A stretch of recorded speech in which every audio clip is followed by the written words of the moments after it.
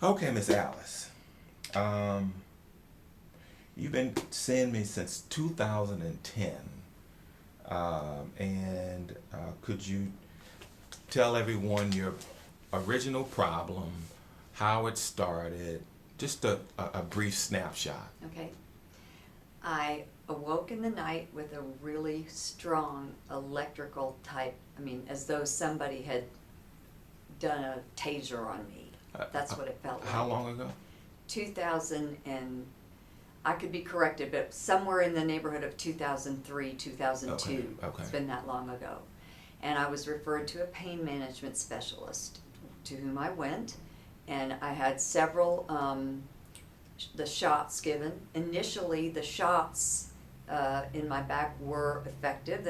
I got where I could walk, and I was prescribed painkillers.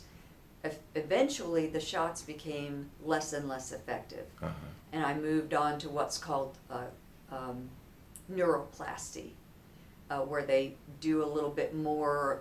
It's more invasive, but it's not back surgery. And then he sent me to orthopedic surgeons and neurologists, and nobody could figure out what was wrong with me. But the pain management doctor just kept prescribing more pain medicine to keep me functional. Okay, because you were miserable. Yes, and the only way I could function was, more, and I would ask him, because then I'd start having these highs and lows of where I could tell I was coming off, and I've never been a drug person. I've never even, I've never taken any drugs or even recreational.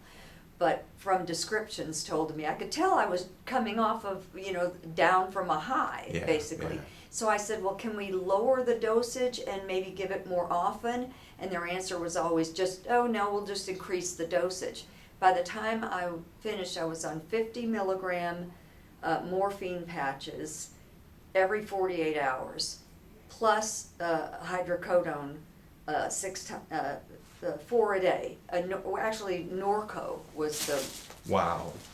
Norco, 4 times a day, and that kept me functional. And this is something my children didn't even know about, because I just don't choose to be a victim of my infirmities, and so I never even told them. But they watched me as I kept losing weight. I got down to 97 pounds. I started being in bed 2 or 3 days a week. My husband could tell you.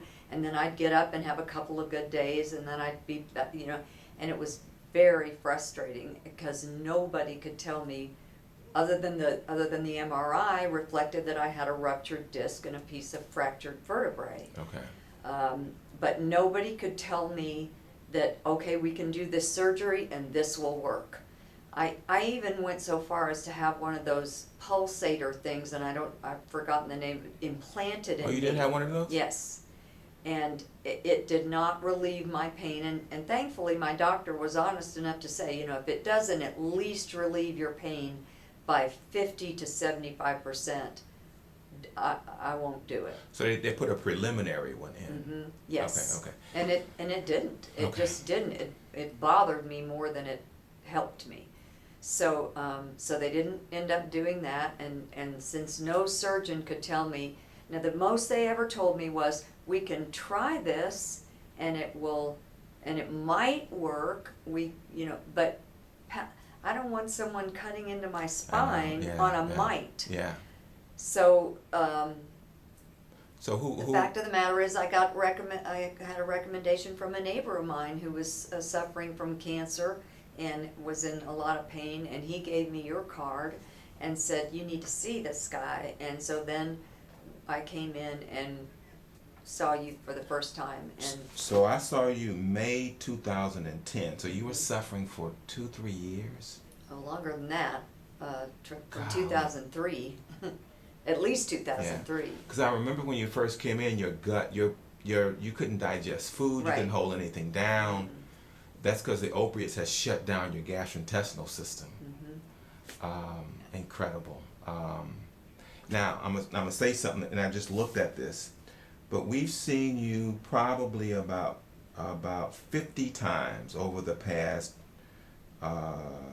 2 years, 5, 10, 15, 20, 25, 30, 35, 40, 45, 50, yeah. How you doing now? I think I'm doing great. I mean, I don't take any medication past Tylenol and the Suboxone. I'm still on the Suboxone. Yeah. I'm hoping to get, Yeah, off we're of gonna that. we're gonna the Suboxone is a parachute so that so you don't hit the ground hard. Right. And eventually we'll get you off the Suboxone and then you'll be But completely I mean, free. I was on heavy narcotics for years. Yeah, yeah. And so I feel so much. Yeah, I mean, I feel 100% better. Good. I put Okay. on 20 pounds. So how close to normal do you feel? How close to your old self before all this started? Of 100%. And where were you based on 100%? Oh, I've always been extremely healthy. I mean, Okay. and just I move pianos. I mean, I'm never say die kind of. I've always been, a high achiever. And I think anybody who knows me would tell you Okay. that. But I'm probably at least 85%. Okay, okay. I mean, I still deal with my issue, but not nearly to the extent So, that. so before you were disabled, now you just have a little handicap. Correct. Would you say that? I I would say that's close to the truth. If I don't wash myself, and most of that is because I just won't. To say that I'm disabled, I am on disability because at the time when I. Are you on disability? Yes. Okay, I just. Because at the time when this was all going on, I stopped being able to do my job, and it was a job I loved, and I was good at it, and it was lucrative, and no one in their right mind would not do what they loved for no reason. Mhm. So, and I wasn't able to do it anymore. It completely I went through a major depression. It was like a death to me, because I had always planned to work till I was 65. I mean, Yeah. because I'm Okay. good at it, I loved it. Okay.